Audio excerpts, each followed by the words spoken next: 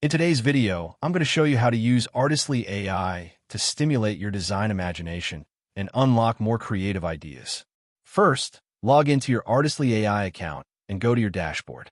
This is where you can start exploring different tools that help you generate and refine visual ideas. Next, instead of starting with a fully formed concept, use open-ended prompts to spark creativity. For example, try something like futuristic city inspired by nature and technology blending together in unexpected ways.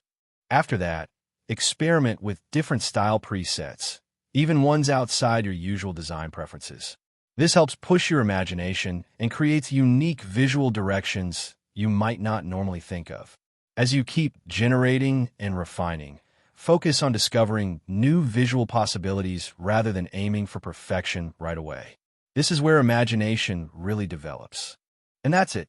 Thank you for watching this video. Please feel free to use the affiliate link in the description.